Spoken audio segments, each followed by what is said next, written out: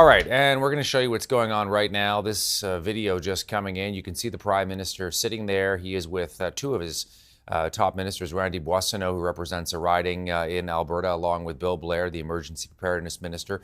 They're listening into this soldier who's giving them a briefing at the Canadian Forces Base in Edmonton. Let's listen in for a moment. This doesn't look like it's going to be ending anytime soon. And so certainly when you look at the forecast, not just in Alberta, but you see it now in BC as well in Saskatchewan, and it'll get out to Manitoba as well, making sure that we have resources available to respond to potential RFAs from those provinces. If you look up in the Northwest Territories, Hay River was just evacuated over the weekend. They've got fires up there. And at the same time, everybody deployed around the world right now. So from Latvia, from Poland, and to the UK and the Middle East, every one of those soldiers comes from this division. So we've got about 1,000 of our people who are deployed overseas, which does challenge the number of folks that we've got. And so we'll work with the province, which we have a great relationship with now at the sort of civil servant working level to us. They're very, very good. They're all retired military. That might help. But the facilitation is going really well. So I think we're in a good place. We'll find out as this is going to grow, how long is it going to go for, but we're ready to respond in accordance with all the authorities that I've got down from the Chief Defence Staff, sir. So what's actually happening on the ground, these are the two gents that know it. And so if you're good, sir, I'm going to hand it over to Lieutenant Colonel Ben Schmidt, the ground task force commander, and he'll brief you on what's happening, sir. Sir, Prime Minister, Ministers, welcome to 3BBC Live. Pleasure to have you here. So I'm Lieutenant Colonel Ben Schmidt. I'm responsible for the land task force that's deployed in support of the province of Alberta. Before we kick off at the table, I'll just introduce who you have in this room. So you have a lot of the operational staff that are supporting the deployment, a lot of the sustainment logistics personnel, as well as members of the air task force. I do just want to mention up front that about 300 of the soldiers that the General just talked about are already forward. So that's why you're not seeing them right now, because they're doing the business. They said that. They need to be doing their business, not worried about me. So with that, Prime Minister, I just invite you to come up, and ministers as well, and I'll just brief you onto what we have and the situation. So up front, I'll just explain the products we have. So we have the weather products for the next 10 days at the 3 locations of interest that we have 3 soldiers deployed. So those being Grand Prairie, Fox Creek, and Green Valley. And the big map is just a standard map of Alberta. I think that's just a brief on the ground. And then where we have the path, and I'll talk to that. So in terms of the weather, just up front, looking at the next 10 days, it's very hot.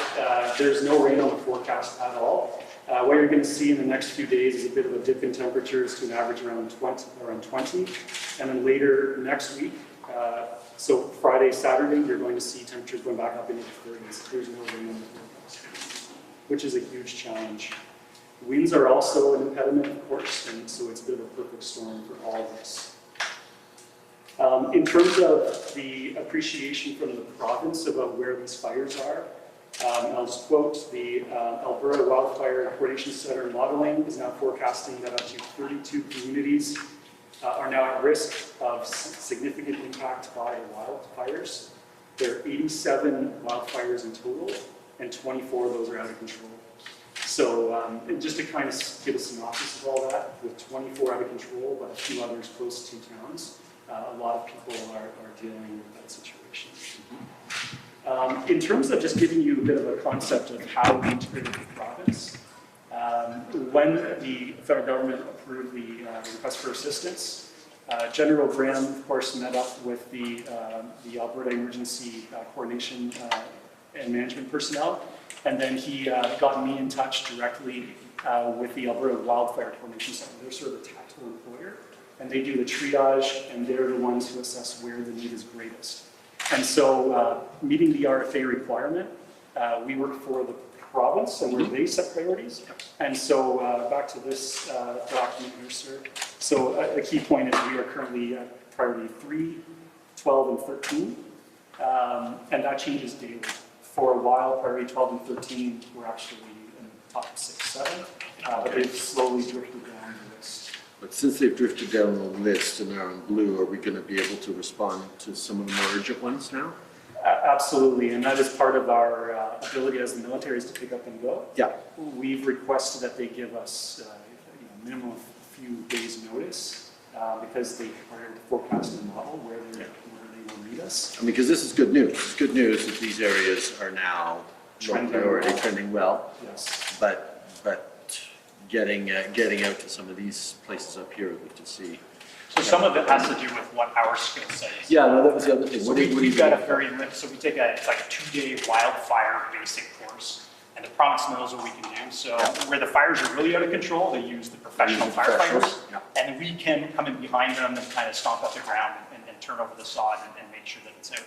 So I have no doubt that we will be moving over the days and weeks to come. No, that makes sense. But we don't always get to the top, and a lot of the ones too. It depends the number of folks that are impacted by that. The other asset we've got, and Kate will talk about this afterwards, we have the aircraft to evacuate communities if that's required.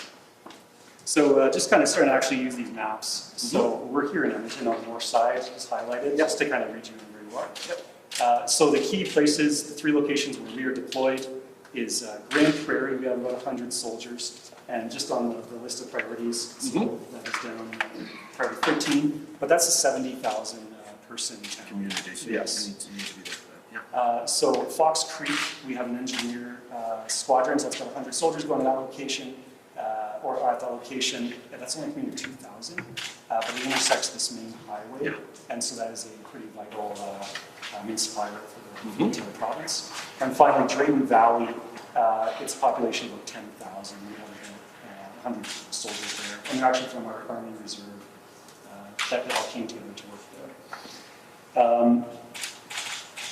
So, in terms of jurisdictions, if you don't mind, just come over here, Prime Minister. So this is actually a map of the areas of operation for the Alberta wildfire services, and you can see they're divided into regions. Why this is important is because the province decides where the CAF is deployed in the current construct. All of these areas are municipal, and some of these smaller townships, like Grand Prairie, I'll point out, has a strong municipal fire department. So what will happen is some of these towns that are on a bit of a gap or seam, like Drayton Valley, we will be deployed there, but we also integrate with the municipal force. Absolutely. And just to give you one anecdote, I was in Drayton Valley 2 days ago, and some of the town councillors were there, and they were actually asking when the provincial government for even more support. And so the provincial wildfire folks were explaining to them that they're triaging across the whole province. But it's very emotional at the municipal level, as you can imagine, of course. So I'll just change gears here for a second and just talk about the actual fires. So with the actual priorities over there, priority 2, because number 1 is any new fire that start. Yeah. So priority 2 is this. Okay, so that is a small community centered around Long Lake. And so the province has not indicated through the other wildfire center that there's any immediate response request there at this time. But obviously logistically that would be challenging. Do you have any questions on that so far before I talk about?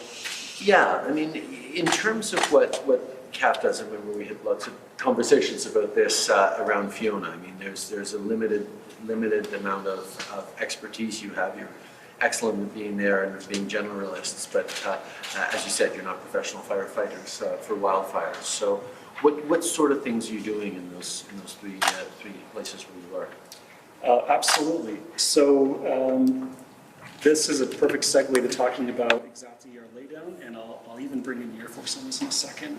So at each one of our locations, so here, here, and here, really it's barrier reinforcement. So creating these massive 40-meter type barriers and guards around. So it's actually a defensive approach.